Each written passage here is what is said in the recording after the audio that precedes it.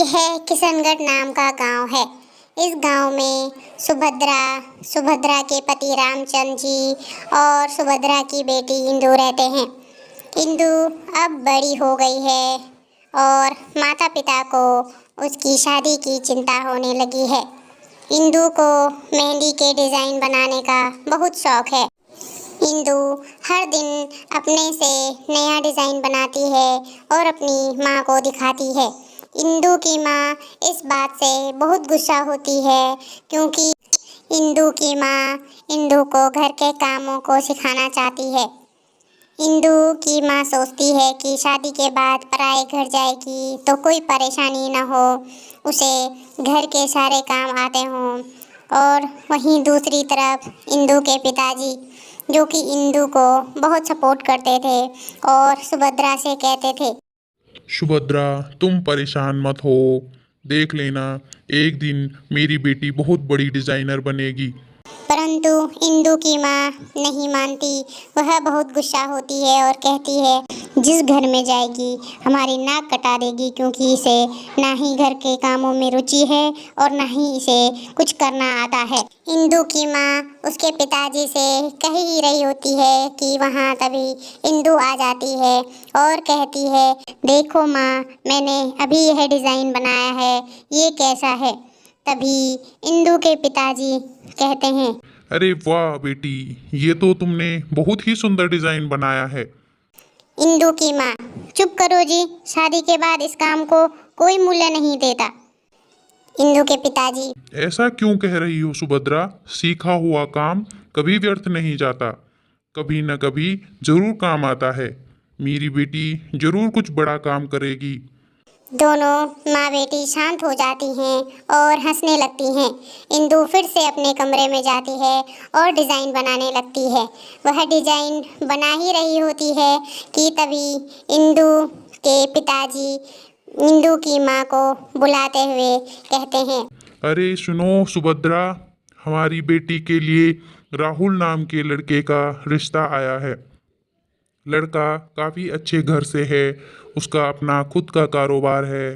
तब सुभद्रा कहती है, यह तो बड़ी अच्छी बात है जी, और लड़का दिखने में भी अच्छा है। दोनों को राहुल बहुत पसंद आता है। तब इंदु के पिताजी इंदु के कमरे में जाते हैं और उसे तस्वीर दिखाते हैं। इंदु को भी राहुल बहुत पसंद आ जाते हैं और राहुल को भी इंदु पसंद आ जाती है। कुछ दिनों बाद राहुल और इंदु की शादी धूमधाम से हो जाती है। इंदु अपने ससुराल में राहुल के साथ बहुत खुशी से रहती है। एक दिन इंदु डिज़ाइन बना रही थी कि राहुल ने उसे पूछा, अरे इंदु, तुम ये क्या कर रही हो? तभी इंदु ने कहा कि मुझे नई नई डिज़ाइन बनाने का बहुत शौक है। राहुल ने दिखाने के लिए कहा। तभी इंदु ने अपने बनाए हुए सभी डिज़ाइन राहुल को दिखाए, जो कि राहुल को बहुत पसंद आए और राहुल ने इंदु की बहुत तारीफ की। कुछ दिनों बाद राहुल बहुत ज़्यादा बीमार पड़ गया। वह बिल्कुल भी उठ नहीं पा रहा था। ऐसे में इंदु ने घर और राहुल दोनों को बहुत अच्छे से संभाला। कई दिन बीत गए। तब एक दिन इंदु की दोस्त राशि, जो कि काफ़ी बड़े बिजनेसमैन की पत्नी है, वह इंदु का हालचाल जानने के लिए इंदु के घर आई और इंदु और उसके पति का हाल पूछने लगी। तभी इंदु ने कहा, सब कुछ ठीक चल रहा था, लेकिन जब से राहुल बीमार हुए हैं तब से थोड़ा हाल ठीक नहीं है क्योंकि कुछ कमाई का ज़रिया नहीं है। तब इंदु की दोस्त कहती है, इंदु, अगर कोई भी मदद की ज़रूरत पड़े तो अपनी इस दोस्त को ज़रूर याद करना। वैसे इंदु, मैं आज यहाँ तुझसे मेहंदी लगवाने आई हूँ। तब इंदु जल्दी से जाती है और मेहंदी का कोन लाकर अपनी दोस्त राशि को लगा देती है। अगले दिन राशि के पति आनंद इंदु से मिलने उसके घर आए और इंदु से पूछा, इंदु, कल तुमने राशि के हाथ में जो डिज़ाइन बनाया था वह तुमने कहाँ से बनाया? अब इंदु ने कहा, क्या हुआ आनंद जी, कुछ गलती हुई है क्या मुझसे? इंदु ने कहा यह डिज़ाइन मेरा खुद का है। मैं खुद ही बचपन से ऐसे डिज़ाइन सोच कर बनाती हूँ। मुझे इस काम में बहुत रुचि है। अगर ऐसा है तो तुम मेरे सामने एक अच्छा सा और बिल्कुल अलग डिज़ाइन बनाकर दिखा सकती हो। तब इंदु ने बहुत ही प्यारा सा डिज़ाइन बनाकर आनंद को दिखाया। आनंद ने उसकी बहुत तारीफ की और कहा, मेरे कपड़े बनाने की फैक्ट्री है। काफ़ी समय से सूट और साड़ियों पर नया डिज़ाइन नहीं बन रहे हैं। क्या तुम हमारी फैक्ट्री में काम करना पसंद करोगी? इंदु बहुत खुश हुई क्योंकि यह तो उसके बचपन का सपना था।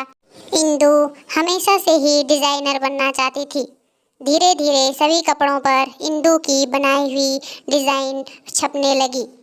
उसने जो काम बचपन से सीखा आज उसे काम आया।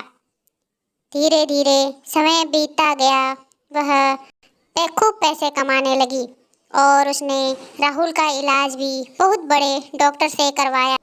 अब राहुल पूरे तरीके से ठीक हो गया और अपने काम पर भी लौट गया।